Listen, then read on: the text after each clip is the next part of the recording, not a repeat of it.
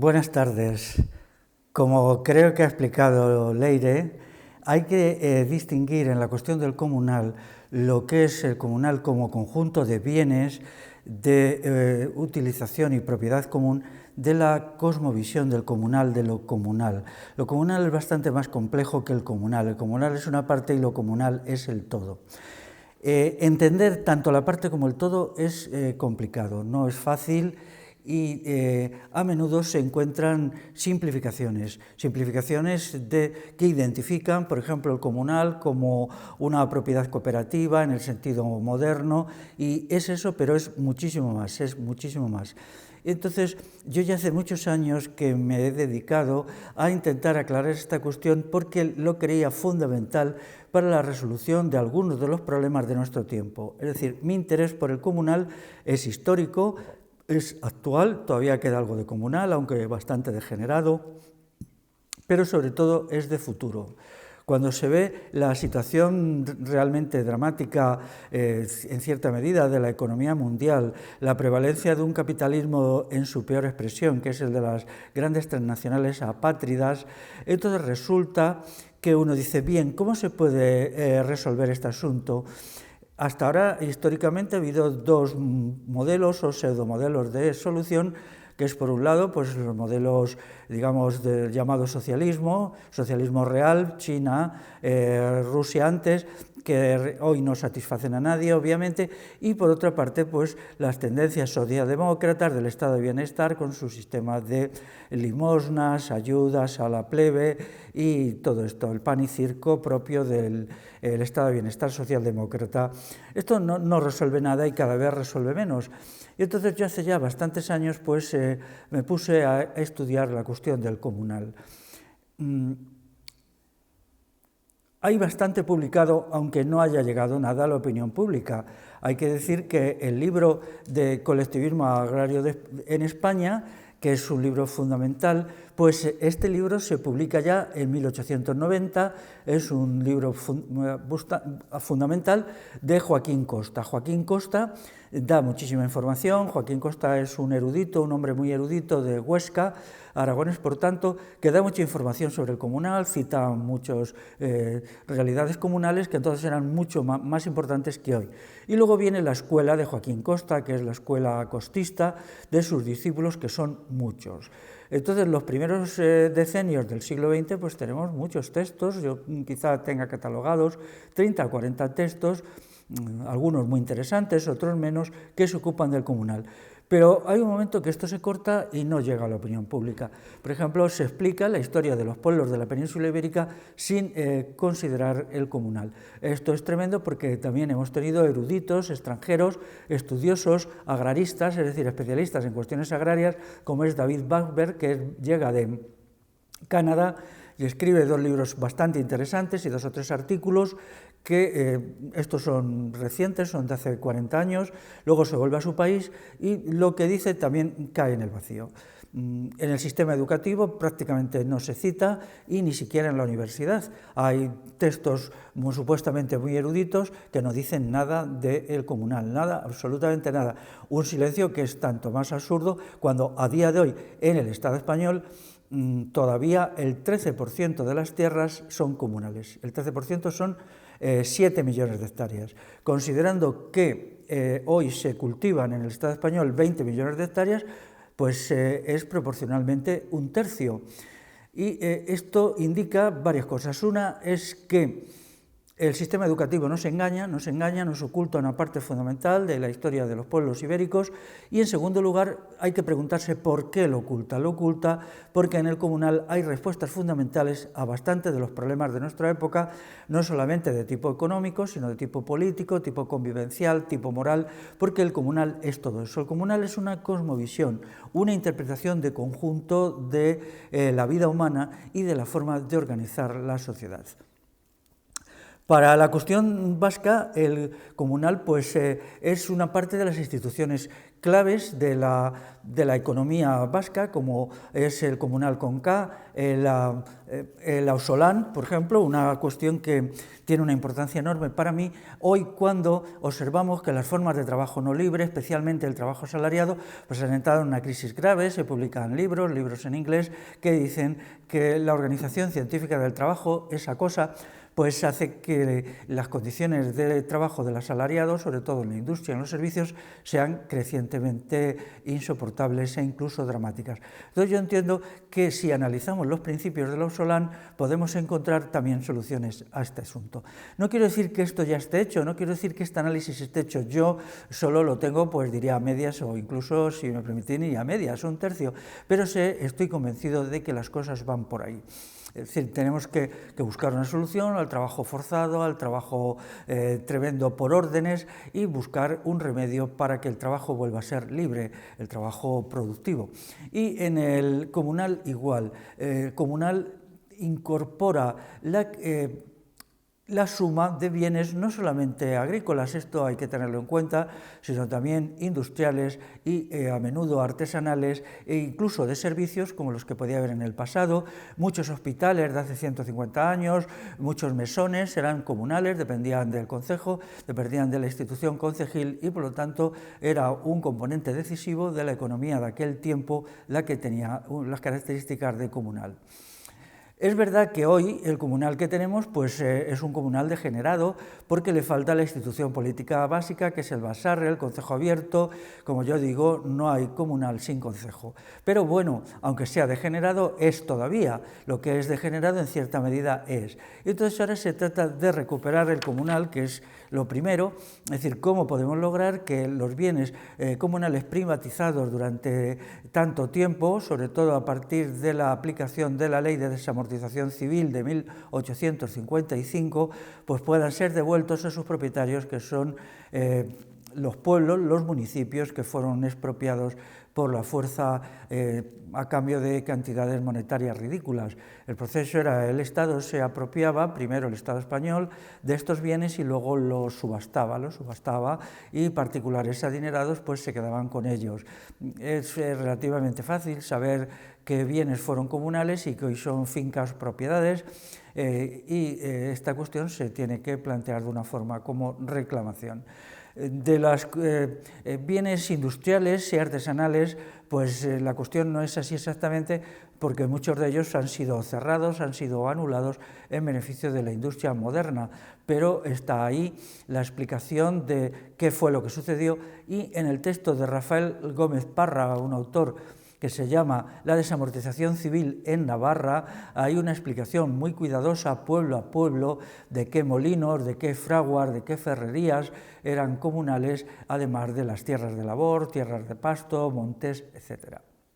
Así pues, en primer lugar, no hay que identificar lo comunal con lo agrario. Hoy sí, pero antes no era así, era todo un modo de vida que incorporaba pues no solamente ferrerías, martinetes para trabajar el cobre, sistemas herrerías, lagares, hornos. Por ejemplo, eran muy interesantes los hornos de cocción comunal del pan en las aldeas. Yo no sé aquí en el País Vasco cómo se decían, pero en Castilla se decían hornos de polla.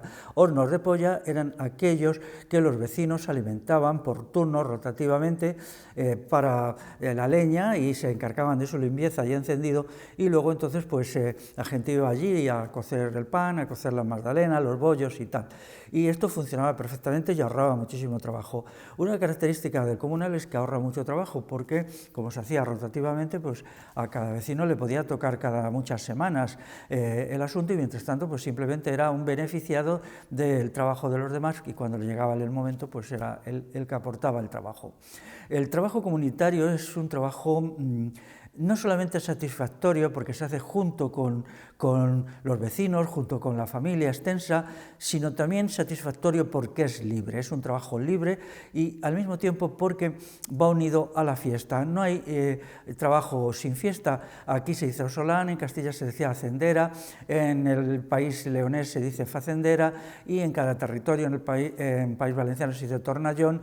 Había una interpretación del trabajo libre cooperativo por ayuda mutua que tenía una importancia enorme. Ahora no nos podemos dar cuenta de cómo esto reducía el tiempo de trabajo necesario y hacía que la gente tuviera tiempo libre pues para sus ocios particulares, para la fiesta, para la interacción relacional con los vecinos, para la familia, para la vida íntima, todo esto. Y esto es lo comunal. Lo comunal incluye, por ejemplo, una idea de la fiesta comunal, la fiesta de la comunidad. Esto ahora se está perdiendo, desgraciadamente ya queda muy poquito, y ha sido sustituido por la fiesta en el cual la fiesta es mercancía, hay que pagar una entrada y entonces el sujeto es un espectador. La fiesta comunal es una en la cual el espectador es al mismo tiempo actuante, prepara la fiesta, interviene en ella y por lo tanto no hay esta separación y no es una mercancía que se compra por una cantidad de dinero. Esto lo hace particularmente satisfactoria y es un modelo de fiesta diferente en donde el sujeto hace la fiesta y no como sucede hoy que el sujeto solamente observa la fiesta, no participa en ella más que como, bueno, como elemento secundario, ¿no? Se podían decir muchas más cuestiones sobre esto, pero ahora quería señalar algunas cuestiones de lo que he ido haciendo en una larga trayectoria ya pues, de investigación de estos asuntos, siempre con una idea fija de comprender el pasado, naturalmente, de la manera más objetiva, pero también usar esta comprensión del pasado para resolver los problemas del presente y futuro. Me satisface mucho el libro este de una politóloga, historiadora estadounidense, todavía vive, es una mujer relativamente joven que se llama Dana Nelson. Ella hizo un estudio de las costumbres comunitarias en Estados Unidos en el siglo XIX. Entonces parte de Tocqueville, de Alexis de Tocqueville, en su famoso libro La democracia en América. Tocqueville dice que en el este de Estados Unidos las colonias se gobernaban por sistemas de asamblea, asamblea con responsabilidades, asamblea con deberes, y entonces allí había unas costumbres comunitarias. El texto es muy curioso porque ella hace investigaciones bastante profundas, bastante complejas, pero solo existía en inglés. Entonces, a petición de amigos de Iberoamérica, pues nosotros lo tradujimos y nosotros lo editamos y ahora pues estamos contentos. Le hicimos un prólogo, un amigo mío que es Esteban Vidal y yo, sobre todo él, y explicamos cosas. Si aquí se ve desde allí, pues aquí observáis cómo se construía una casa comunitariamente, ¿no? Entonces iba una cantidad de personas, aquí se puede contar con un poquito de paciencia 50 personas o quizá alguna más, y entonces construían los fundamentos, los elementos básicos de la casa para luego ir cubriendo el tejado, cubriendo las paredes y tal. Eso hacía que la vivienda no fuera un problema hoy. Sin embargo, en la sociedad actual, pues la vivienda es un problema enorme, es un problema que hace que la gente viva endeudada con las hipotecas el resto de su vida. Entonces no se hacía de golpe, sino ahora trabajamos un ratito, dentro de un mes otro ratito, y en 3 o 4 años pues se tenía acabada o semiacabada la casa. Sería muy interesante que alguna vez aquí en los pueblos de la península ibérica se investigara esta misma cuestión. Luego he ido haciendo estudios, pues un poco según me los iba pidiendo la gente, de una manera desordenada. Por ejemplo, esto es sobre el común en Cataluña. En Cataluña pues era un lugar donde decían allí que no había habido comunal, una barbaridad enorme, ¿no? Entonces, pues cuando nos conocimos, David Algarra y yo, pues yo le animé a hacer un estudio sobre el comunal en Cataluña y él lo hizo, tardó tiempo y lo hizo la versión en catalán. Luego después una editorial le propuso que lo pasara al castellano y yo naturalmente he traído la versión en castellano, pero existe una versión en catalán. Es un estudio muy interesante, tiene un pequeño prólogo mío y aquí está ligeramente ampliada porque, como él dijo, desde que hice la versión en catalán hasta esta, pues he aprendido más cosas y las incorporo.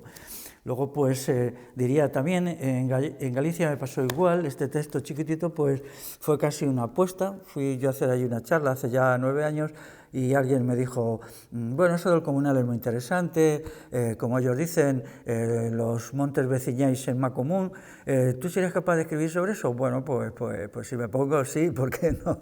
A mí me gusta escribir. Y entonces me dijeron, vale, tú lo haces en castellano y nosotros te lo traducimos, y aquí está el libro.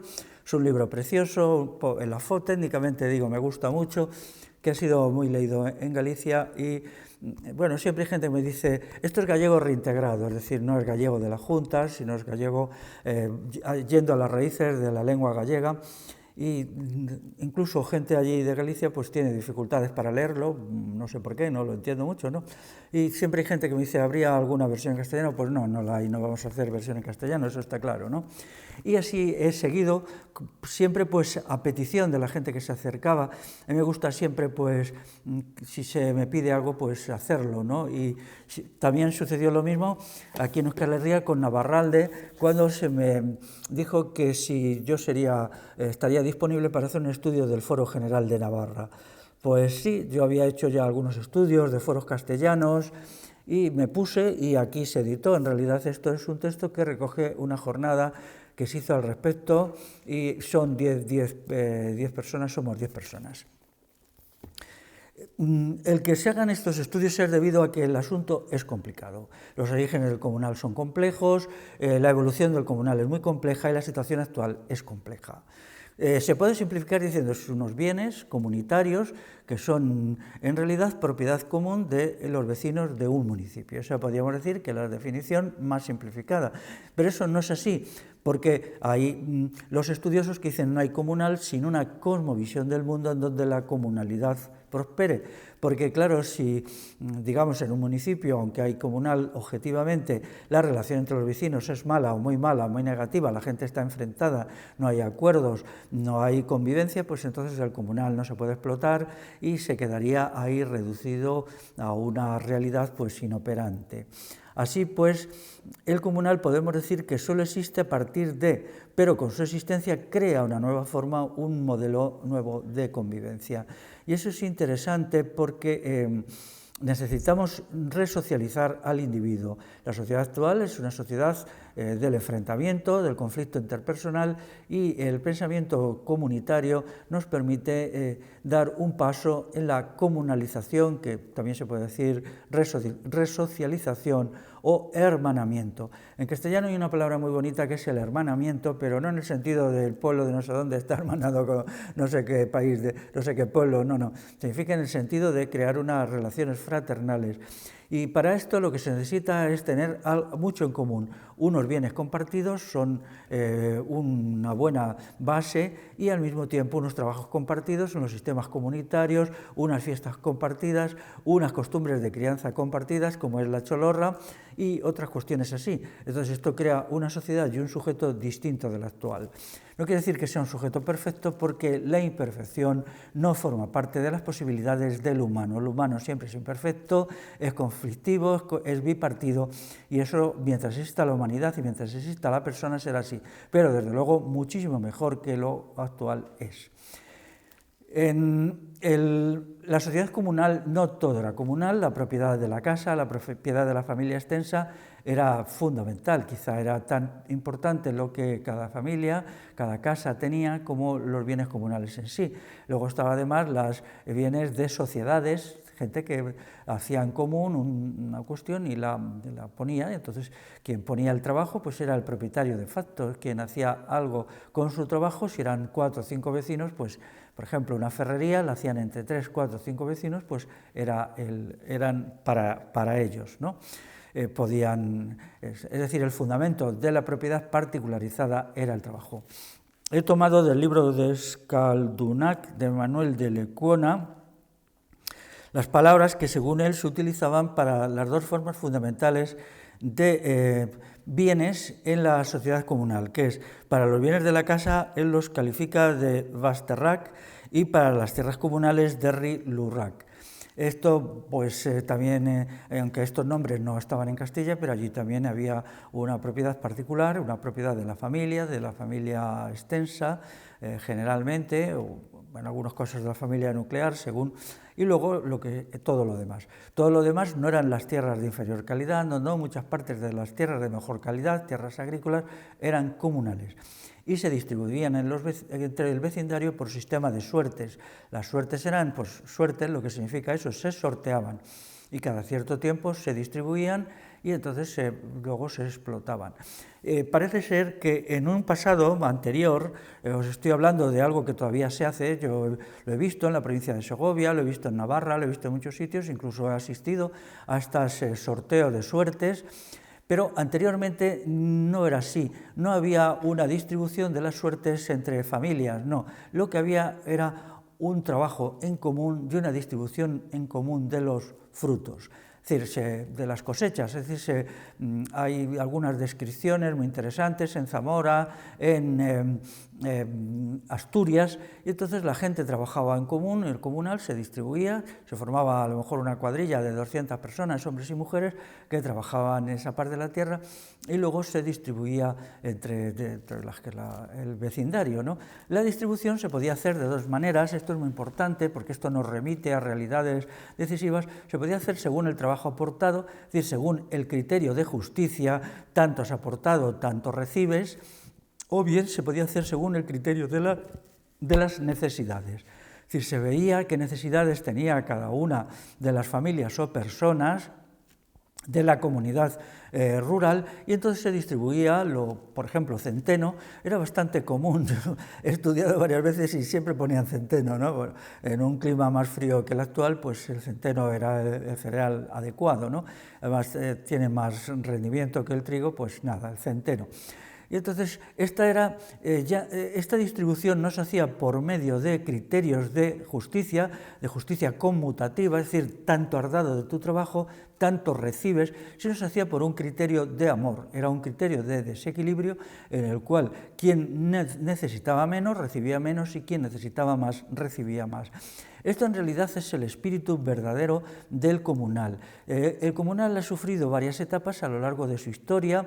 A partir del siglo XIII-XIV entra en la fase descendente. Se crea en la Revolución medieval con el movimiento Bagauda, tiene aproximadamente 5 siglos de esplendor, más o menos hasta el siglo X, y luego ya empieza a decaer lentamente. Entonces los criterios van cambiando y lo que es un criterio de trabajamos en común y aportamos, a cada cual lo que necesita, trabajamos en común, pero cada cual recibe según lo que ha aportado. Entonces esto exigía además llevar una especie de contabilidad de horas de trabajo, trabajo simple, trabajo compuesto, trabajo con herramientas, trabajo sin herramientas, que hacía que se distribuyera de esa manera.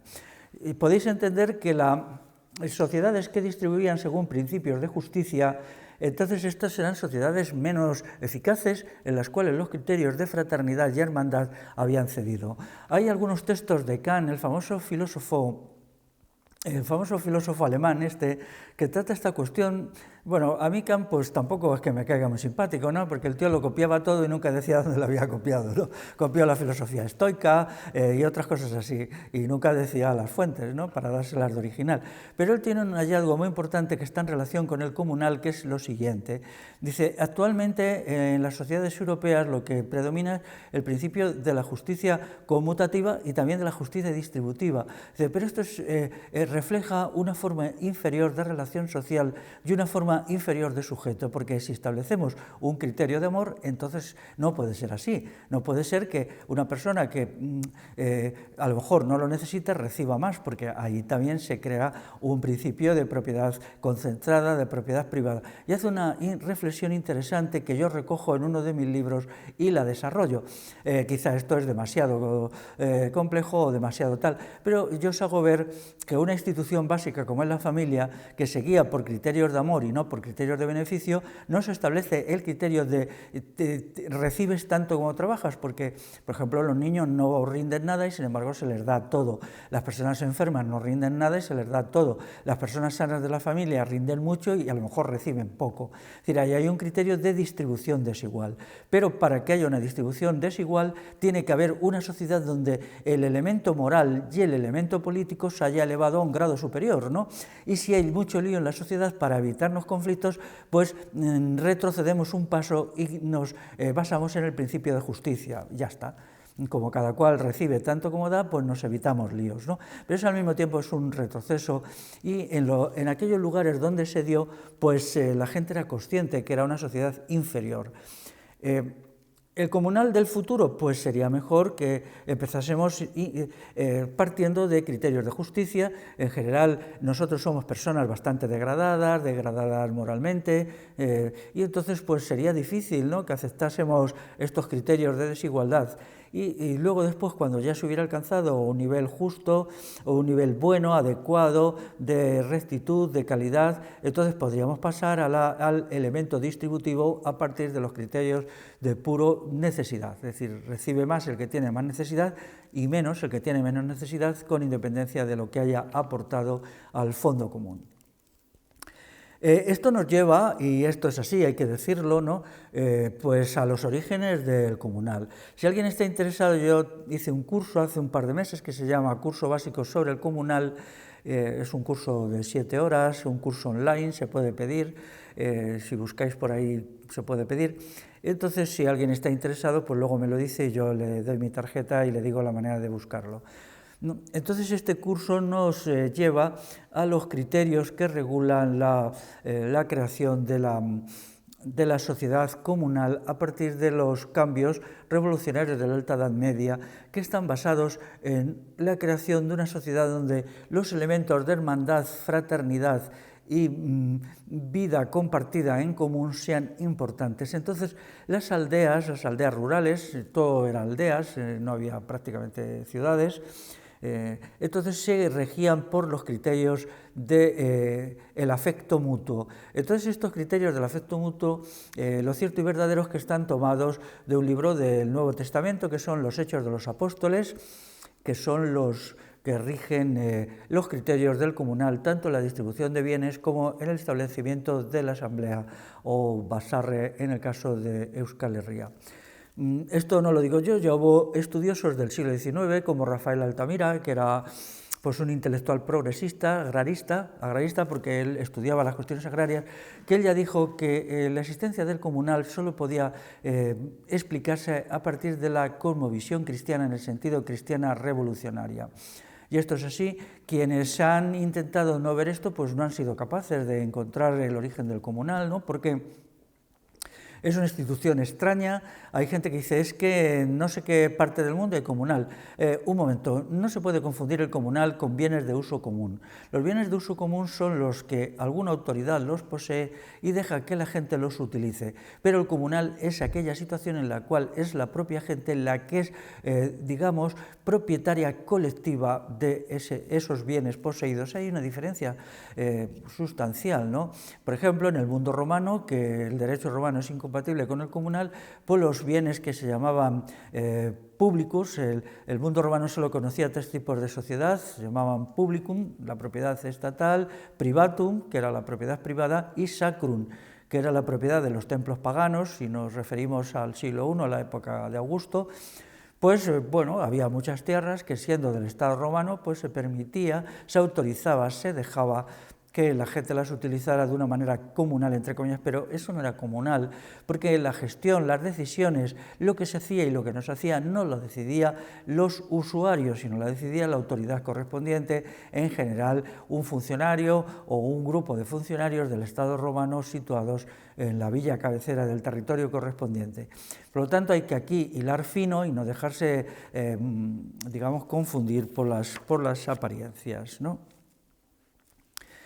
Cuando se estudia las sociedades comunitarias, pues siempre gente malévola de las instituciones educativas dicen que eran poco eficaces productivamente, y esto pues no es verdad, esto no es verdad, ¿no? Hay muchos elementos que lo niegan y que nos indican que el trabajo libre, cuando se realiza en los trabajos comunitarios, en los trabajos familiares, en los trabajos de las sociedades eran importantes, había libertad. Lo que luego el liberalismo denominó libertad de industria y comercio, eso existía desde la Alta Edad Media. O sea, por ejemplo, cualquiera podía poner un molino, cualquiera podía poner una sierra de agua o cosas así, ¿no? Podía poner un martinete para trabajar el cobre, un sistema de mazos, ¿no? Entonces, Cuando se estudia esta cuestión se ve que los rendimientos del trabajo eran altos, ¿no? Y eso explica que el tiempo de trabajo era limitado. Se ha llegado a la conclusión que el tiempo de fiesta en estas sociedades eran 5 meses al año, distribuidos de una determinada manera. Y esto se ha mantenido hasta muy recientemente. Yo mismo, cuando mi madre vivía, pues yo tenía la costumbre de hacer muchas preguntas a mi madre, también a mi padre, sobre estas cosas, porque ellos habían nacido en aldeas castellanas relativamente alejadas y habían sido itinerantes de unas aldeas a otras. Les hacía muchas preguntas sobre los rendimientos del cereal, sobre las formas de hacer el trabajo, sobre el horno de pollas, sobre... Por ejemplo, también hicieron un sistema para luz eléctrica a partir de una dinamo en un río que había, y me daba cuenta que lo que ellos se referían eran unos rendimientos del trabajo elevados, ¿no? Pero había otra característica más, que el trabajo que entonces se hacía, estoy hablando pues, de hace, incluso después de la Guerra Civil, era importante, era fuerte, y al mismo tiempo el trabajo que ellos hacían era un trabajo satisfactorio. Ellos nunca se quejaban, podían reconocer que era duro físicamente, a lo mejor cortar leña con hacha o alguna cuestión de estas, pero esa dureza estaba siempre atemperada por las buenas relaciones entre las personas, el ambiente de alegría, la fiesta. Era bastante común, por ejemplo, que los trabajos acabaran allí en Castilla tocando el rabel. Ya sabéis, este violín rústico, se dice que San Millán, el patrón de Castilla, fue el primer rabelista, ¿no? Entonces, cuando se acababa el trabajo, pues se sacaba el rabel, se sacaba la pandereta, y entonces se hacía fiesta, y otros instrumentos más que variaban mucho, por ejemplo, la zanfoña, es un instrumento muy complejo, aunque a mí no me queda claro, o también el arpa, la cítara. Hay algunos documentos, incluso del siglo XII y XIII, que hablan de las personas que tocaban la cítara, el arpa, que eran más bien mujeres, ¿no?, las que tocaban la cítara. Entonces, pues era toda otra manera distinta, y yo tengo muchas conversaciones con mi familia, a veces con mis tíos también, iba anotando lo que me decían, yo sacaba un folio, iba anotando, ¿no?, y luego ponía la fecha del momento, y bueno, pues esos papeles ahora no los quiero mirar porque tienen una gran carga emocional para mí, pero fue a partir de estas conversaciones durante años y años, repetidas una y otra vez, porque para yo estar seguro de que no podía haber una mistificación por el tiempo transcurrido o por impresiones subjetivas, si hacía unas preguntas tal como el día de hoy, esas mismas preguntas ligeramente variadas las volvía a repetir a lo mejor dentro de 8 meses, y luego comparaba. Yo no lo decía, pero luego cogía el texto y decía, vamos a ver si me han dado las mismas respuestas, ¿no? Y si era así, entonces yo estaba seguro, es decir, si durante 2 o 3 años a una misma pregunta se me daba una respuesta similar, entonces esto era que las cosas eran así. Recuerdo una vez que me creó un problema cuando ellos, tanto mi padre como mi madre, coincidían en los altos rendimientos del cereal, en lo que son las tierras altas de Castilla, que hace mucho frío, es el límite del cultivo del trigo, más arriba no se puede ir porque el tiempo sin heladas no es suficiente para la germinación del cereal. Y entonces ellos me daban unos rendimientos excesivamente altos que estaban en contra de lo que enseña la ciencia agronómica actual. Yo siempre he sido muy aficionado a los libros de agricultura, los leía, hablaba con los agricultores, siempre les decía, no, eso no puede ser, tenéis que estar equivocados, esos rendimientos no son posibles, ¿no? Y entonces, pues durante años hubo ahí un peloteo entre mi familia y yo, en que yo les negaba lo que ellos me decían y me volvían a decir, hasta que una vez, de una manera casual, alguien me enseñó un documento en un territorio parecido al de donde era mi familia, donde decía exactamente eso mismo, alguien que a mediados del siglo XVIII, siempre un erudito local, me parece que era un boticario, algo así, había ido anotando los rendimientos del cereal y eran exactamente como decía mi familia, ¿no? Esto me indignó mucho porque entonces resultaba que la ciencia agronómica y todas estas tabarras y tonterías me había enfrentado con mi familia, y yo había creído más a los listillos escribelibros que a lo que eran mi familia, ¿no? Y esto hizo que la confianza en la intelectualidad y en toda esta gente se quebrara mucho, ¿no? A partir de ese momento empecé a confiar más en los saberes de la gente común que en los saberes de los libros. Otro elemento decisivo del comunal es la cultura popular. La cultura popular es el conjunto de saberes que son de tipo práctico y experiencial, y entonces se basa en la sabiduría milenaria acumulada por la gente común. Esa gente puede ser alfabeta o analfabeta, puede haber leído un libro o no haber leído ninguno, puede haber ido a la escuela o no haber ido a la escuela, pero ellos acumulan un montón de saberes de un montón de cuestiones, y es muy interesante esto porque es una sabiduría distinta de la que hoy nos enseñan en un mundo que es el mundo anticomunitario por excelencia, porque está basado en la propiedad privada concentrada, en la propiedad estatal, en la propiedad de las grandes corporaciones, en cosas que incluso dan un poco de miedo e intimidan. Entonces la cultura popular es una realidad diferenciada. Dices cultura popular y la gente se imagina pues alguien tocando la guitarra o cosas así, no, eso es verdad, ¿no? La cultura popular sobre construcción de casas es magnífica. Hay un libro por ahí que dice, esto es la arquitectura sin arquitectos, y la arquitectura sin arquitectos incluía un montón de saberes decisivos que hacían más sencilla la construcción de una casa. Igual era una agricultura popular que tenía muchos aciertos, porque lo que yo os he contado antes, cuando yo a algunos agrónomos con los que me trato les digo, imaginaos, y entonces explico las condiciones, tipo de suelo, tipo de clima, pluviosidad, en donde se ha desenvuelto pues, mis antecedentes durante siglos o milenios. Y generalmente dicen, no, allí no se puede, el trigo no puede darse, ¿no? Les digo, tiempo de heladas, no sé qué, no sé cuántos. Y digo, ¿cómo que no puede darse? Entonces allí, ¿qué comían? Cortezas de los árboles, claro que puede darse. Habían descubierto unos sistemas relativamente sencillos, pero que yo, ofuscado por la falsa sabiduría académica, tardé muchos años en comprender cuando estaban delante de mis ojos. Era lo que yo había visto de niño, pero no los entendía porque yo me había olvidado de una cuestión decisiva, que era la sabiduría popular. Entonces, esta sabiduría incluye también el mundo de lo relacional, el mundo de la medicina, por ejemplo, tan importante. Hoy que tenemos crisis sanitarias tan fuertes, pues había unos sistemas curativos, autocurativos, que permitían a la gente con procedimientos sencillos resolver muchas de las enfermedades y dolencias. No digo todas, no quiero decir esta cuestión, ¿no? Hoy la sabiduría popular es denostada y se la dejan en un museo, tú vas allí y te dicen, pues hacían esto, hacían lo otro, y siempre de una manera paternalista y condescendiente, ¿no? Pero también sucede que vivimos hoy en una situación en la cual la sabiduría erudita, la sabiduría de los multititulados universitarios, de la gente que, de los tecnócratas de batas blancas, pues empieza a crujir, empieza a funcionar mal. Quizá había que echar una mirada a la sabiduría popular. Así que, en el sentido de recuperar lo comunal, os pido que cuando habléis con gente normal, gente de la calle, gente, lo veáis de una manera como alguien que tiene cosas que enseñar y no solamente cosas que aprender, que no tiene por qué leer libros, no necesariamente que leer libros, hay una sabiduría profunda. ¿Cómo se puede aprender, por ejemplo, a tratar bien a los demás? No hay ningún libro que te lo pueda enseñar, es un aprendizaje experiencial. Los criterios morales se han perdido porque la moralidad o es popular o no es. Yo la verdad es que me metí en un fregado de escribir un libro de ética y bueno, pues me arrepentí luego, porque como un libro de ética no tiene mucho sentido, pero como siempre me lo propusieron unos amigos y dije, bueno, vale, pues voy a escribir un capítulo y éramos 5 y eso es. El libro ha funcionado muy mal, como era lógico, ¿no? Porque, primero, porque hoy a la gente no le interesa la ética, y en segundo lugar, la ética es una práctica, es como la agricultura es una práctica, la medicina es una práctica y la convivencia es otra. Entonces, tenemos que iluminar una sociedad en decadencia sobre estos criterios de la sabiduría popular. También tengo que decir que lo comunal es todo este conjunto, pero claro, lo comunal no puede concebirse a partir de las estructuras actuales. Las estructuras actuales, por ejemplo, en la agricultura estamos sometidos a la política agraria común. Si alguien aquí hace agricultura, la política agraria común es un horror, ¿no? En primer lugar, al pequeño agricultor, al pequeño ganadero, le priva de su propiedad. Es un sistema de expropiación estatista, ¿no?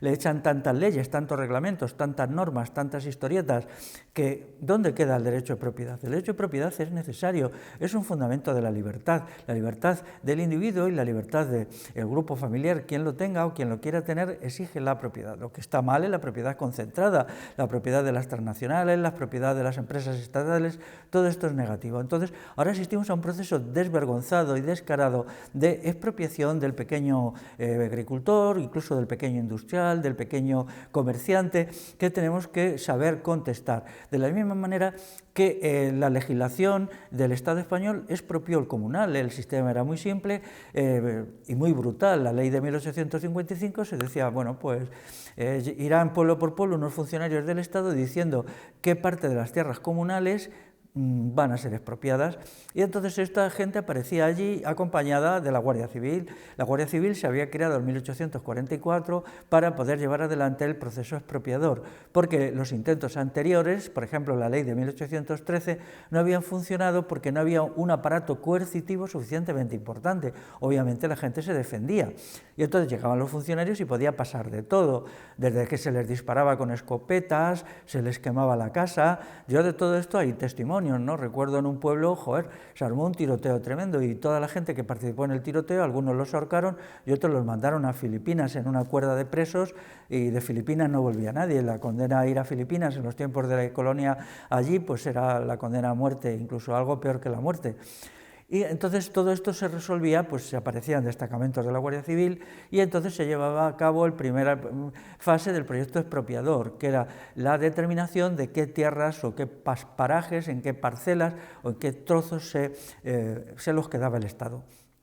Eso se escrituraba como propiedad, lo que ellos llamaban bienes nacionales, y luego se dejaba pasar un tiempo y se sacaban en pública subasta. La subasta no se hacía en la aldea o en el pueblo donde se había hecho el expolio, sino que se hacía o en la capital de la provincia o en algún lugar parecido, ¿no?, más grande, y allí pues era una subasta normal y corriente. Se sacaba, se aparecía allí un funcionario y iba leyendo las características de la tierra, se medía en fanegas o en la unidad que fuera, por ejemplo en el País Valenciano en taullas, por ejemplo, que es la unidad de medida, y en otros, y entonces nada, pues era el sistema de mejor postor el que pujaba más por ello. En reales, generalmente se hacía en reales, pues se quedaba con esa tierra, inmediatamente se escrituraba y así se acababa todo, ¿no? Luego había muchos conflictos, muchas tensiones, y entonces estas tensiones pues originaban un estado de inestabilidad permanente en el mundo rural. Por eso hay un momento que gente inteligente pero muy reaccionaria como Joaquín Costa dijo: ¿qué pasa? Como la impresión que tiene la población rural, que era el 85%, el 90%, es que el Estado es expoliador y es su enemigo, entonces cuando hay guerras, por ejemplo en Marruecos, en Cuba, en Filipinas, no lucha, porque no va a luchar por el enemigo número uno, que es el Estado. Entonces hay que buscar una especie de pacificación de las comunidades rurales para producir soldados de eficacia. Entonces Joaquín Costa presenta al gobierno de la época, al gobierno de Madrid, un proyecto de extinguir la expropiación del comunal. El argumento suyo era sencillo: si queremos nacionalizar a las masas, este era el argumento que se usaba, nacionalizar a la masa, es decir, que la gente estuviera orgullosa o por lo menos no muy asqueada por llamarse ciudadano español, pues entonces tenía que ver al Estado y por lo tanto al Ejército y a la Guardia Civil como benévolo, ¿no? Como alguien que iba allí a robarle todo, ¿no? Entonces él propuso que se eliminara la aplicación de la ley de 1855, ¿no? Al principio no se hizo caso, pero luego, curiosamente, el general Primo de Rivera, en 1926, ya dejó sin aplicación. La ley de 1855 nunca se ha derogado, y que yo sepa, está sin derogar, pero ya se dictó un decreto del gobierno del general Primo de Rivera por el cual ya no se aplicaría más. Pero bueno, esto no fue muy importante, primero porque ya se había repartido toda la parte sustanciosa de la tierra, y en segundo lugar porque con otras leyes de muy diversa naturaleza, pues leyes dictadas incluso municipales o expropiaciones de hecho, pues se ha seguido particularizando el comunal hasta el día de hoy. Hoy se hace a través de las eólicas. Daros cuenta de lo tremendo que es esto, ¿no? Las eólicas, pues en Navarra, por ejemplo, y en Galicia, están llevando adelante uno de los peores proyectos de expropiación, particularización del comunal, además con una cuestión que es de una caradura enorme, que es unas tierras se cogen y se dice, pues esto es propiedad del ayuntamiento, y entonces el ayuntamiento firma un contrato de venta o un contrato de arrendamiento, según los casos, con alguna de las grandes empresas de poner molinillos, y entonces se ponen allí los molinillos, ¿no? Que yo sepa, en Galicia esto está suscitando una resistencia muy fuerte, ya lleva tiempo, ya lleva años esto, pero parece que en Navarra pronto empezará. Las tierras municipales no son bienes comunales. Los bienes comunales se definen por aquellos que son regidos por una junta o asamblea del vecindario. Si no, esa junta no existe, no se pueden calificar de comunales. Pero sucede que con el abandono del campo en los años 60 y la descalificación de todo lo rural, pues muchos comunales quedaron sin uso y entonces los ayuntamientos empezaron a considerarlos como propiedad suya. En realidad no están en el catastro como propiedad municipal, pero los usa el ayuntamiento, ¿no? Entonces ahora ya con la crisis del año pasado, pues hay sectores de gente joven que quiere volver al campo y piensan que si van a un sitio y se avecinan en un sitio, se hacen vecinos, entonces podrían con más eficacia sacar adelante su vida como nuevos rurales, que si hay comunal que si no lo hay, lo cual es de sentido común porque el comunal les proporciona pues quizá un reparto de suertes, leña, sacar madera, hacer a lo mejor un sitio para extraer piedra, un lugar donde sacar a pastar gratuitamente el ganado, si tienen ganado, por ejemplo, si tienen unas cabras, y todo esto ha hecho que en los últimos 2 años, sobre todo en el año pasado, se ha producido un fenómeno de búsqueda y revalorización del comunal.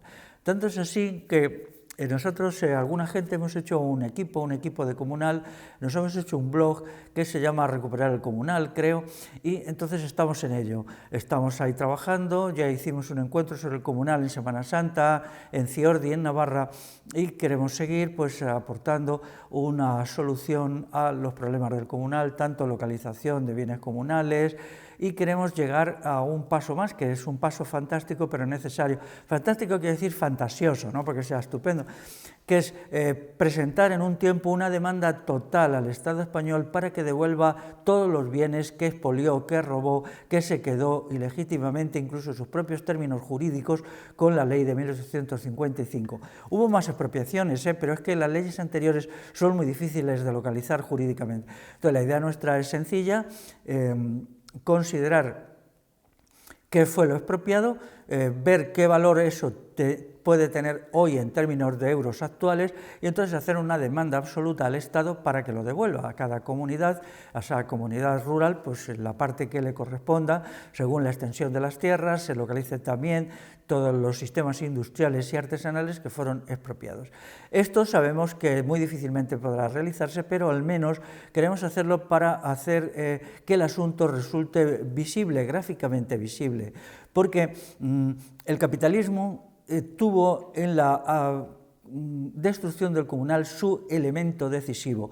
Por eso quienes dicen que el capitalismo se ha expandido de una manera natural se equivocan totalmente. Es decir, el capitalismo surge de un acto de fuerza del Estado. Es el Estado el que, a través de la intervención estatal y de la Guardia Civil y de otros cuerpos represivos, hace que una serie de terrenos y de bienes pasen a manos privadas y entonces a partir de ahí se empiece la acumulación capitalista y a la vez estas personas que se quedan sin posibilidades de vida porque el comunal desaparece, pues entonces tengan que contratarse bien como semiproletarios o como proletarios, abandonar el campo, ir a las ciudades, ir a las minas, y entonces este es el proceso inicial. Por ejemplo, sin destruir el comunal no se hubiera podido construir la industria textil moderna.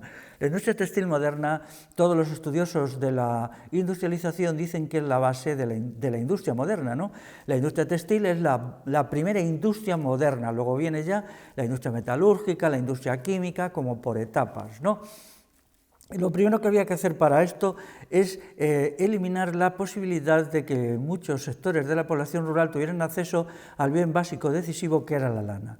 La lana, al no tener acceso a la lana porque no había tierras comunales donde poner a pastar, pues llevaba a la gente a tener que comprar tejidos fabricados, en el caso del Estado español, pues en Cataluña, que es donde se concentró la industria textil. También había un poco de industria textil en la provincia de Salamanca, en Béjar y en algunos pueblos de Burgos. Y esto hizo que ahí se originara una acumulación primitiva, una acumulación fuerte, que creó toda una burguesía industrial que no hubiera podido existir sin este requisito.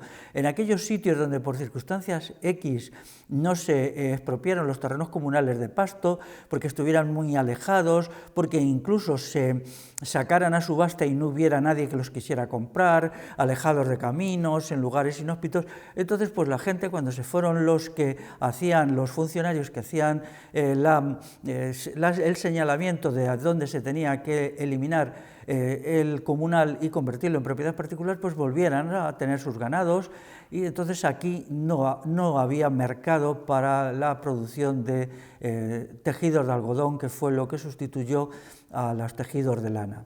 Por tanto, esto es un primer momento, una primera situación en la cual hay una acumulación. En segundo lugar está el ferrocarril es decisivo en la génesis del capitalismo, pero yo hice un estudio sobre el ferrocarril y estudié cuántas viguetas de madera, cuántas traviesas de madera habían sido necesarias para... Bueno, a mí me gusta hacer estas cosas, ¿no? Entonces yo cogí y dije, a ver, cuando en 1870 y algo ya había 8.000 kilómetros de ferrocarril, no entré en los de vía estrecha, que había bastantes, en los de vía normal, si calculamos que cada traviesa estaba a 40 centímetros, ¿cuánto esto? Y esto salió al 95% de los bosques. Entonces, para conseguir esta madera, que luego se convertía en traviesas, era necesario la privatización de los bosques, porque el derecho consuetudinario ligado al comunal impedía la saca masiva de la madera, es decir, el derecho consuetudinario se lo permitía extraer la cantidad de madera que fuera necesaria para construir las casas o, en algún caso, para pagar algún bien, como pudiera ser sal o hierro, pero eso, coger bosques y cortar, y me salió una cantidad asombrosa de millones, cientos de millones de árboles que eran destruidos. Si eso sumamos un ferrocarril que consumía enormes cantidades de leña, porque la caldera es verdad que consumía carbón de la mina, pero solo en determinadas condiciones, porque lo primero que había es cargarle con leña. Entonces, eso explica perfectamente el arrasamiento de los bosques que suceden a partir de 1860.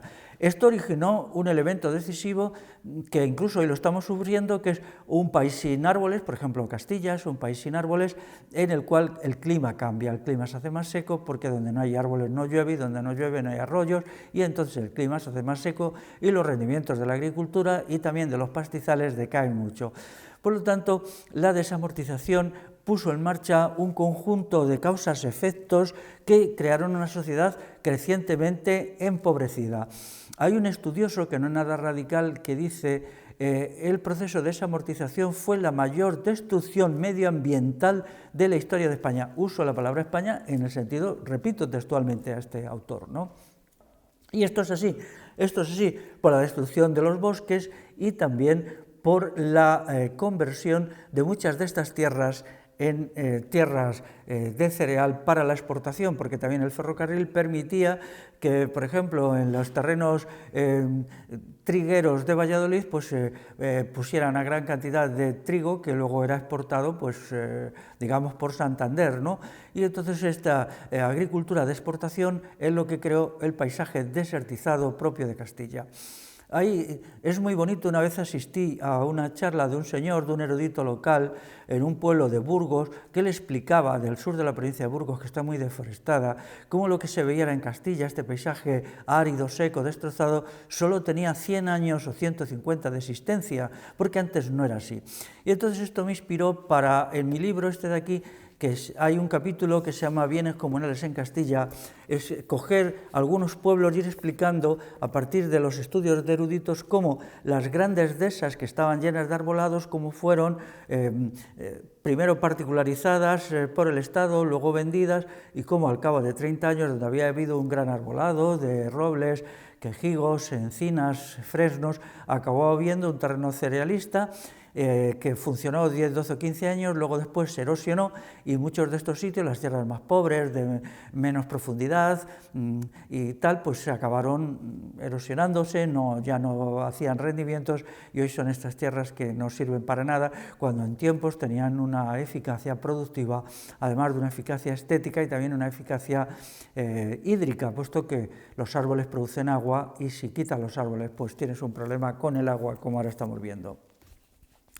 El objetivo nuestro, ya para acabar, pues es hacer una reivindicación y una demanda del comunal y de lo comunal en la medida que podamos y crear un movimiento primero de concienciación y segundo de movilización. No queremos quedarnos solo en charlas eruditas o más o menos eruditas y nos gustaría que la gente se pusiera en marcha, repetir esto, por eso se hizo el curso de comunal, nuestros medios son muy limitados, pero hacemos lo que podemos, ¿no? Y entonces creemos que el comunal moviliza mucho a la gente, porque no solo lo moviliza económicamente, también emocionalmente, porque siempre es algo que queda ahí en el fondo, algo que han hablado los familiares, los abuelos, los tíos, lo que sea, ¿no? O algo que se ha leído en un libro de historia local. Para la gente joven pues significa muy poco y para el urbanita medio significa nada. Nosotros queremos llegar a las ciudades y a las áreas industriales y explicar que la historia es como es y que el comunal forma parte de la historia de los pueblos ibéricos y eso tiene que ser dicho y explicado. Y en algún momento pues incluso si hay luchas, que las hay, y resistencia en determinados pueblos, pues ir allí a ayudar, a echar una mano, a colaborar, que nosotros sepamos.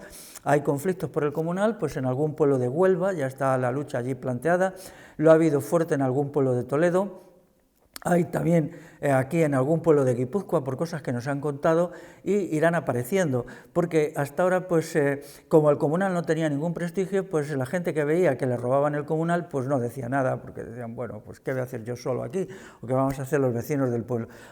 Explotará gordo la lucha contra la introducción de los aerogeneradores, porque es una infamia lo que se está haciendo, es una barbaridad, todas estas tierras destruidas.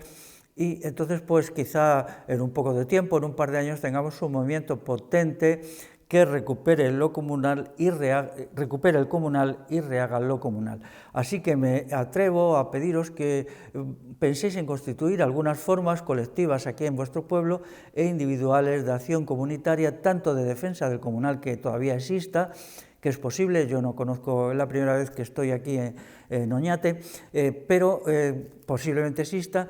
Entonces, cuando aparezca alguna sombra privatizadora, que puede venir de muchos sitios, por ejemplo, de la Diputación Foral de Guipúzcoa, como nos han contado en algún pueblo de Guipúzcoa, o bien puede venir pues, de alguna tropelía, que haya por ahí alguna gran empresa de estas así de tecnoenergía de última generación, ¿no?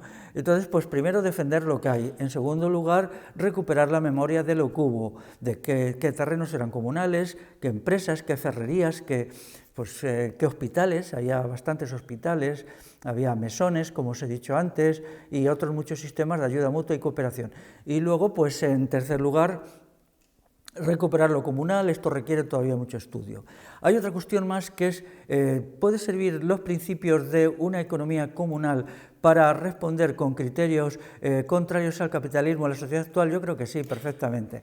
Es decir, aunque hay un abismo, porque las sociedades del pasado eran sociedades del pasado y las sociedades actuales con la tecnología compleja y todo esto, pero los principios son válidos, solo hay que extraerlos, es decir, hay que extraerlos de lo que fue el comunal del pasado, comprender sus principios fundamentales para luego esos principios aplicarlos a las condiciones tecnológicas y económicas de nuestra época. Porque necesitamos, resistir al capitalismo, combatir el capitalismo y eliminar el capitalismo, porque ha entrado ya en una fase de destructividad extrema. No quiero extenderme en esto, pero tengo datos muy sólidos de que todos los modos de hacer el trabajo asalariado, que es una forma de trabajo no libre, trabajo semiesclavo o trabajo esclavo, pues se han creado como una espiral de destructividad en toda la humanidad, no solamente aquí en los territorios estos, sino en toda Europa. Por ejemplo, en Alemania las cosas están muy mal, en China están pésimamente, en Estados Unidos no digamos, etcétera. Entonces, ¿cómo recuperar la noción de trabajo libre, de trabajo que sea un trabajo de calidad que nos permita vivir de él, pero al mismo tiempo disfrutar del trabajo, porque el trabajo es un don. El trabajo, no solamente el trabajo libre, no solamente crea los bienes necesarios, sino también crea al ser humano de calidad superior. Sin embargo, el actual no. El actual nos degrada, nos convierte en autómatas, en personas pues con una vida muy triste, y que pues el ir al trabajo a veces es como un tormento, ¿no? Es lo que yo llamo el infierno de la producción asalariada. Hoy vivimos en un infierno de la producción asalariada. Bien, vamos a ver cómo somos capaces de establecer un sistema para escapar del infierno, ¿no? O por lo menos ir dando pasos para escapar de él. Y esto es todo. Si os atrevéis a hacer algo cuando lo hagáis, pues quedamos a vuestra disposición. Nosotros ya llevamos tiempo con estas cosas, aunque nos hemos organizado más o menos en lo que va de año, pero bueno, la preocupación por el comunal y todos estos asuntos pues viene muy de lejos, como podéis ver, e incluso queremos incrementarlo y dar un salto a otros países, por ejemplo a Portugal. También parece que quizás se pueda hacer algún actito en algunos lugares del centro de Portugal como este, también en territorios del Estado francés, donde el comunal ha sido potente, en Italia. Bueno, el comunal es un rasgo de identidad de Europa occidental que tendría que recuperarse y recuperar una cultura europea común y al mismo tiempo una cultura de cada uno de los pueblos para resistir a la Europa de los Estados, que es la Unión Europea, y construir una Europa de los pueblos. Pues nada más.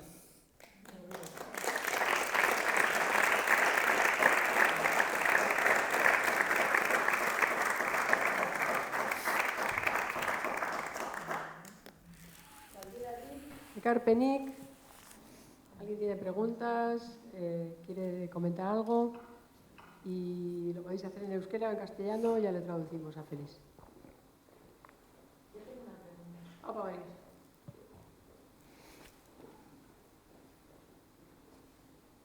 Te quería preguntar, el tema de la Iglesia con respecto al comunal, ¿qué papel tenía, si es que lo tenía? Bueno, vamos a ver, la destrucción del comunal se hace a partir del Estado. Son las instituciones estatales las que van promulgando leyes. Luego hay leyes que privatizan las propiedades de la Iglesia, pero eso son otras leyes. Por eso nosotros hablamos de desamortización civil. Es decir, la desamortización civil es de acuerdo a decretos, a normativas. Ya existe en el siglo XV. Por ejemplo, hay un estudio muy interesante de la privatización de comunal en Sevilla en el siglo XV. Fíjate si esto viene de lejos, ¿no? En Castilla, la rebelión de las comunidades, aunque es un asunto que se ha manipulado mucho por los historiadores, tenía un componente muy fuerte de defensa, no solo del comunal, sino de las formas comunitarias de vida. De ahí los comuneros de Castilla. Lo que pasa es que luego la historiografía decimonónica lo volteó todo y convirtió aquello en no se sabe qué cosa rara, ¿no? Pero aquello eran los comuneros de Castilla. Comuneros son los que comparten comunalmente un producto, entonces, un bien, ¿no? Entonces luego existía la desamortización eclesiástica, que bueno, en realidad no fue tal, fue un pacto entre la Iglesia y el Estado, por la cual la Iglesia cedía al Estado los bienes y el Estado los vendía, y a cambio de eso el clero se convertían en funcionarios del Estado que cobraban un sueldo. Es decir, de la misma manera que, por ejemplo, un maestro o un militar cobraba un sueldo, a partir de las leyes desamortizadoras de la Iglesia, el clero, los sacerdotes y todo esto cobraban un sueldo.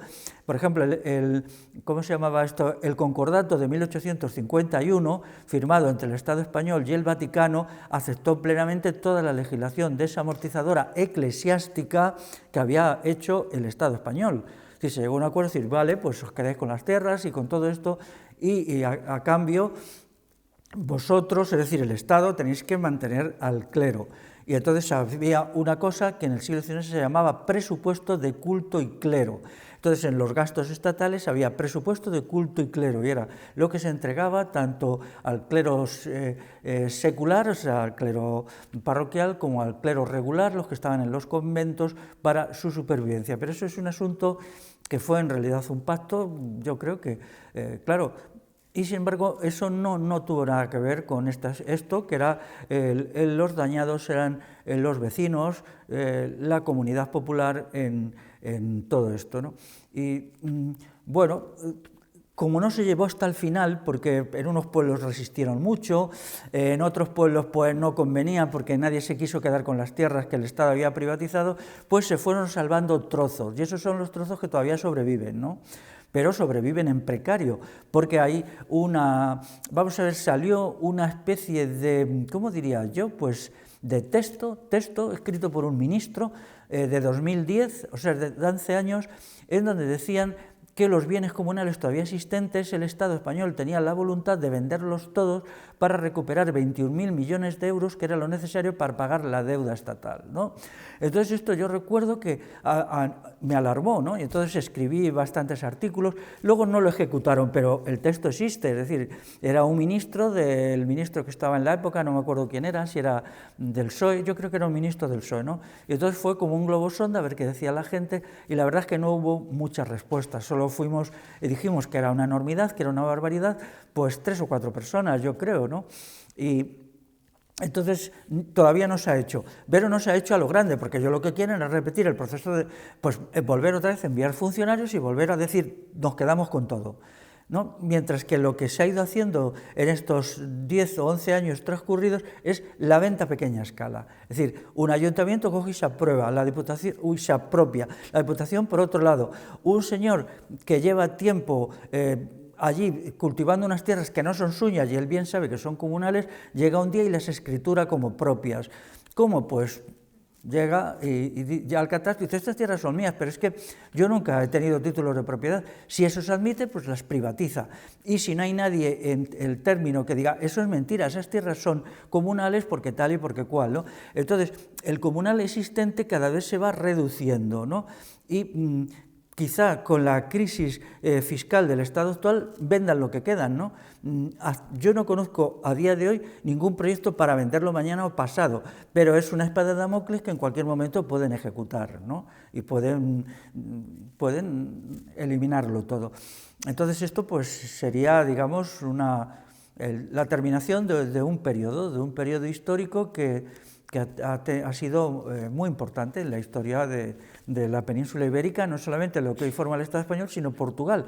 En Portugal yo estuve por allí para una cuestión de una charla y tal, me acuerdo que alguien me regaló un libro en portugués sobre un especialista en comunal de Portugal, y bueno, se llamaba Agostinho da Silva, ¿no? Y luego está un clásico que es un estudio del comunal en el norte de Portugal, firmado por Jorge Díaz. Este libro es un libro que se ha leído mucho en Europa porque está muy bien hecho, es un libro de 1936, ¿no? Y bueno, a mí me costó conseguirlo, pero lo tengo en una edición fotocopiada y él va explicando, y él toma como centro, él era un sociólogo avanzado, un pueblo del norte de Portugal que se llama Vilariño das Furnas, y él lo estudiaba muy bonito, muy perfecto, y luego consiguió que fueran allí una gente, hicieran un documental en forma de película, ¿no? Y esa película existe en internet, yo la he visto una vez, pero otra vez la intenté encontrar y no di con ella, ¿no? Entonces, pues sería como un renacimiento de lo comunitario y lo colectivo a escala europea, que es uno de los proyectos que, bueno, pues esperemos que salga adelante. Félix, tú decías, te he escuchado alguna vez, o te he escuchado varias veces decir que el comunal, por ley, es inalienable, inembargable y no prescribe. Sí, eso es lo que dice la Constitución española, nada menos. Realmente tienen un morro terrorífico, ¿no? O sea, como es inalienable, pero no lo habéis quedado. Inalienable es aquello que no puede ser vendido, o sea, y es inembargable, pero ¿qué habéis hecho? Primero lo embargáis y luego lo vendéis, y encima tenéis la jeta de decir en uno de los artículos de la Constitución española que no se puede hacer eso, pero entonces, ¿en qué quedamos, no? Realmente la desvergüenza de las instituciones estatales españolas no tiene límites, ¿no? Porque por lo menos se podían callar, ¿no? Y es así, pero es solo así de palabra, porque todo el proceso desamortizador es la negación de eso, ¿no? Entonces, pues ya vemos cómo las palabras y los actos van divorciadas, ¿no? En realidad, lo único que puede defender el comunal que queda, incluido su carácter degenerado, es la acción combativa de la gente. porque en los Llévenes de Toledo se intentó hacer por procedimientos legales, poniendo una demanda, exigiendo al Estado español que devolviera los bienes comunales expropiados de los pueblos de allí, de los montes de Toledo y tal, y no sirvió absolutamente de nada. Ellos perdieron el pleito, se gastaron un dinero, tuvieron que hacerse cargo de las costas del juicio y salieron bastante mal, ¿no? Porque son pleitos que hay que sacar un montón de papeles antiguos, se requiere contratar especialistas en documentación antigua y les costó muy caro, ¿no? Yo ya me lo suponía, yo he seguido, ese pleito se ha mantenido durante 15 años y yo lo seguía, se publicó algún libro o 2 libros en concreto, y cuando salió la sentencia pues dije, bueno, era lo esperado era esto. Entonces es necesario una mentalidad combativa. Lo que pasa es que a la gente pues le da un poco de vértigo la combatividad, creen que poniendo pleitos y demandas y tal, pues se consigue algo. La verdad es que no, porque las leyes desamortizadoras son muy claras y taxativas. Claro, ¿qué dijo la jueza? La jueza que dictó la sentencia está allí en Toledo, pues dijo, mira, aquí hay una ley, esta ley es la que se aplicó y es que no hay más que hablar. Entonces esa ley pues se aplicó a estas tierras, los procedimientos del papeleo son legítimos, se estableció con claridad cuáles eran las partes del término municipal que eran convertidas en bienes nacionales y luego en qué momento se sacó a la subasta. Aquí no hay ningún problema y ustedes pues no tienen ningún derecho a nada, punto final, ¿no? Entonces, eso significa que hay que ir con otros procedimientos. Yo creo que si los vecinos allí hubieran abordado el problema a través de la combatividad y a crear, que es lo que yo quiero, como un agravio histórico, es decir, no se trata de que nos den mañana el comunal, sino tener siempre esa agravia y decir, nos lo robaron, vamos a enseñar a la gente de la comarca que nos lo robaron y mantener eso como elemento de presión año tras año, ¿no? Y entonces aprovechar momentos especiales para reivindicarlo, para exigirlo, para... ¿sabes? Porque, claro, ellos se metieron en eso y luego además, que yo sepa, acabaron muy desmoralizados y no han querido, ya no quieren saber nada de esto, ¿no? Por tanto, pues... incluso hay algunos elementos de la legislación, como explico en el curso, que son positivos, porque dicen que la titularidad del comunal no es de los ayuntamientos, sino de los vecinos reunidos en junta. Y esto es importante, ¿no? Esto es muy importante y esto lo dice la legislación actual. Debieron de estar, el día cuando escribieron eso, debían de tener un momento de lucidez raro, ¿no? Porque para escribir una cosa tan verdadera que responde al derecho constitucional, pues no sé, aquel día debían de estar en un momento de éxtasis, ¿no? Porque en general las cosas que hacen siempre en el terreno legal pues son verdaderas atrocidades, ¿no? Pero eso está bien porque es así exactamente, y en algún caso me consta que esto se ha planteado diciendo el ayuntamiento se retire. Yo sé de un caso en un pueblo de Burgos donde había 2.500 hectáreas de tierras de pastoreo de calidad, no de pastoreo malo, y entonces el ayuntamiento metía vacas y las arrendaba, y entonces los dueños de las vacas, no vacas de leche, sino vacas de carne, pues pagaban un canon, y el canon se lo quedaba porque sí el ayuntamiento o la gente del ayuntamiento, vete tú a saber, ¿no? Entonces, cuando un cierto movimiento vecinal dijo que eso no era legal, que el ayuntamiento no podía arrendar el pasto del comunal del pueblo, sino que eso correspondía a los vecinos reunidos en asamblea, pues consiguieron que el ayuntamiento, sin acudir a pleitos, dejara de hacerlo. Es decir, el ayuntamiento dijo, vale, tenéis razón, venga, se retiren las vacas y ya los vecinos los que gestionan esto. Y desde entonces lo gestionan ellos.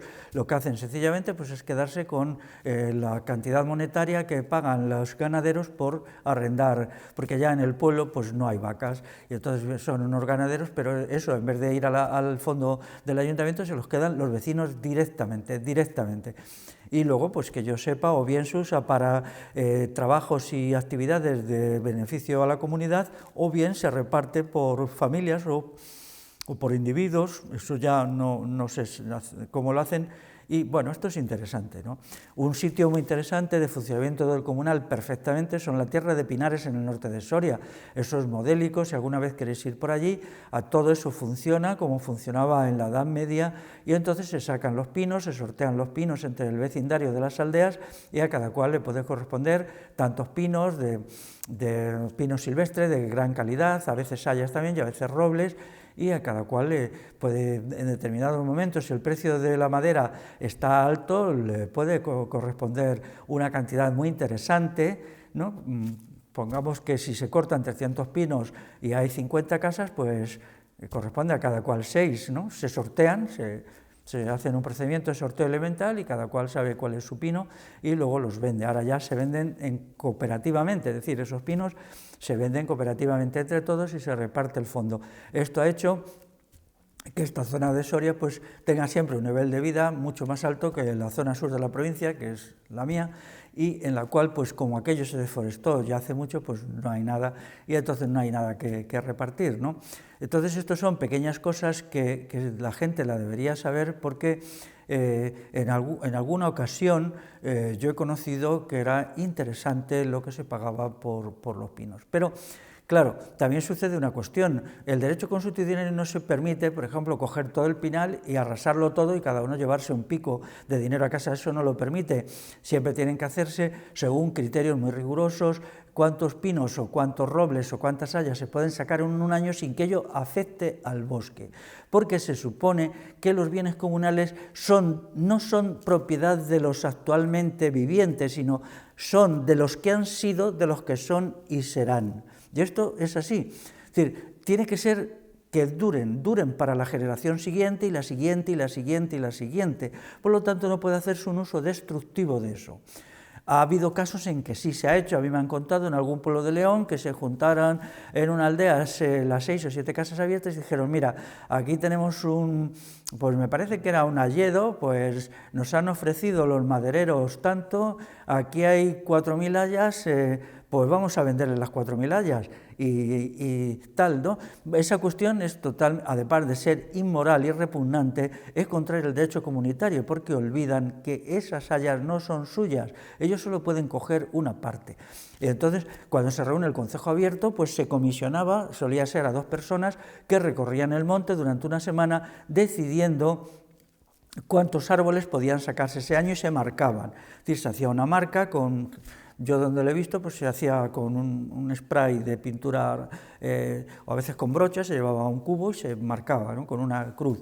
Y luego entraba ya la gente, se explicaba en la reunión concejil dónde estaban, en qué paraje estaba, si el bosque era grande, luego entraba la gente con las hachas, ahora ya con las motosierras y se sacaban los árboles, ¿no? Pero que yo sepa, en el norte de Soria se sigue respetando el principio de el bien para las generaciones futuras. Y eso, si no es así, pues entonces son unos inmorales y es una gente que no merece la pena ni mirarles a la cara, ¿no? Pero bueno, de todo hay en la viña del Señor, ¿no? Pero la legislación pues dice lo que quiere, ¿no? Y hace lo que quiere, pero en algunos casos podemos apoyarnos en ella, ciertamente, aunque poquito. Como resumen, podríamos decir que la privatización del comunal es ilegítima. Sí, claro, sí, incluso en sus propios términos. Ya esta amiga ha dicho eso de inembargable, inalienable y no sé qué, todos esos criterios. Sí, esa es la definición clásica de comunal, ¿no? Pero esa definición es negada, ¿no? Es algo que está... Es decir, mirad, por ejemplo, las minas de hierro de Vizcaya. Las minas de hierro de Vizcaya, según el Fuero, eran un bien comunal que solo podía ser utilizado por la gente que era del territorio, por los vizcaínos, ¿no? Entonces, cuando se hace la abolición foral, entonces eso queda a merced se privatiza y luego queda a merced de una explotación capitalista. Es decir, lo que se hace con el hierro, como sabéis, es venderlo a Inglaterra, una parte fundamental, un hierro de calidad superior, el mineral de hierro de Vizcaya era maravilloso, y otra parte pues luego se empezó en los Altos Hornos y tal, de allí de la ría y tal. Pero claro, ¿qué ha sucedido? Pues que las minas están agotadas, ¿no? Eso es Pero claro, allí se hacía por criterios estrictamente capitalistas. Incluso cuando el problema de las guerras carlistas, claro, cuando el carlismo se negaba a la abolición foral, ya al establecimiento de la legislación española, de las constituciones españolas, en parte había detrás de esa idea. La idea era que los bienes de un territorio eran de la gente de ese territorio, pero que ese territorio lo tenía que usar como valores de uso y no como valores de cambio. Bienes para vivir y no bienes para enriquecerse. Eso era el criterio fundamental. Bienes para vivir y no para enriquecerse. Eso se hacía igual con las salinas. Una amiga estaba hablando antes en la entrada, me decía que por aquí en un sitio cercano hay salinas. Las salinas hoy tienen poco valor, pero si nos retrotraemos hace 500 años tienen mucho valor, primero para la sal de alimentación humana, la sal del ganado y la sal como conservante decisivo, ¿no? Entonces las salinas estaban muy reguladas. En algunos casos se las apropió el Estado castellano. Hay muchas salinas de Castilla que eran propiedad del Estado, ¿no? Había una intervención real y se lo quedaban, pero en otras partes eran comunales. Aquí hay un caso de salinas comunales muy bonito, que es en Álava, en Salinas de Añana, en el pueblo. Allí había una explotación comunal, y entonces se partía de la idea que no se iba a hacer una explotación masiva. Es decir, no se puede hacer en Salinas de Añana, meter allí camiones y a cargar todo de sal y hasta agotar la salina. Eso no es previsible, no es aceptable, no es algo que quepa en la mentalidad, porque la mentalidad del derecho consuetudinario considera a la totalidad de los humanos que han vivido, viven y vivirán. Entonces el argumento, si nuestros antepasados no hicieron esa explotación destructiva, nosotros no podemos hacerla, porque nosotros somos continuistas con las generaciones anteriores. Esto es muy importante también, porque ahora el carácter despiadado del capitalismo hace que no importe nada ni los que vendrán detrás ni los que han venido antes que nosotros, sino lo único que importa es el beneficio aquí y ahora.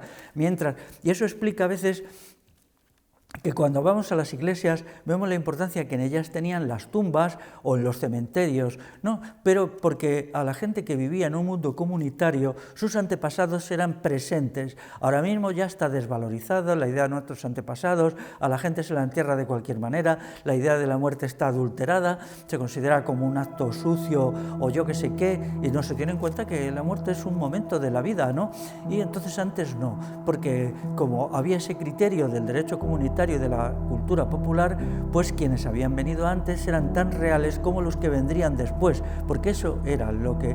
Y entonces había un gran respeto por los muertos, por los antepasados, y se manifestaba pues en el cuidado que se tenía en los cementerios, en el tiempo que se estaba recordando a los difuntos. Todo esto hoy se ha perdido, pero en parte porque se ha perdido con la pérdida del comunal la noción de la continuidad generacional.